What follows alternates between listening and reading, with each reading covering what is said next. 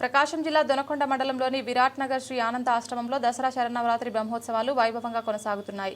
శరన్నవరాత్రుల 3వ రోజు ఉదయం 7 గంటల నుంచి పూజా కార్యక్రమాలు ప్రారంభమయ్యాయి. వేద పండితుల ఆధ్వర్యంలో గణపతి పూజ, అమ్మవారికి పంచామృత అభిషేకం, శ్రీ లలితాదేవిగా అలంకరణ, శ్రీ లలిత అష్టోత్తర శతనామావళి, శ్రీ చక్రార్చన, శ్రీ లలిత సహస్రనామార్చనలు మరియు సామూహిక కుంకుమార్చనలు ఘనంగా నిర్వహింపబడ్డాయి.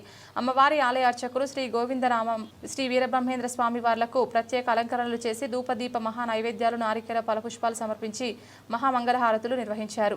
ఈ సందర్భంగా శ్రీ భైరవానంద స్వామి మాట్లాడుతూ దసరా ఉత్సవాల్లో భాగంగా దొనకొండ గుట్టమీదపల్లి వాస్తవ్యులు అంకాల బంగారయ్య, నాగమ్మ దంపతులు అమ్మవారికి 11 చీరలు సమర్పించారు. వారిని, వారి కుటుంబాన్ని ఎల్లవేళలా జగజ్జనని సర్వదా సంరక్షించాలి. 4వ రోజు శ్రీ కాత్యాయనిగా శ్రీ ఈశ్వరీదేవి దర్శనమిస్తారు.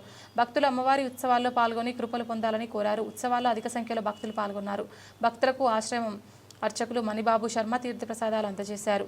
అలాగే ఉభయదాతలు పెద్దన్నపాలెం గ్రామం వాస్తవ్యులు సానికొమ్ము వెంకట ఆంజనేయ రెడ్డి భక్తులకు అల్పాహారం అందజేశారు. అదేవిధంగా ఈరోజు 3వ రోజు అమ్మవారు శ్రీ లలితాదేవిగా అమ్మవారు దర్శనమిచ్చారు. రేపు 4వ రోజు అమ్మవారు శ్రీ కాత్యాయని దేవిగా భక్తులకు దర్శనమిస్తుంది. కనుక కాయకర్పను సమర్పించుకొని అమ్మవారి కృపాశిస్సులు పొందవలసిందిగా మరి కోరుచున్నాను.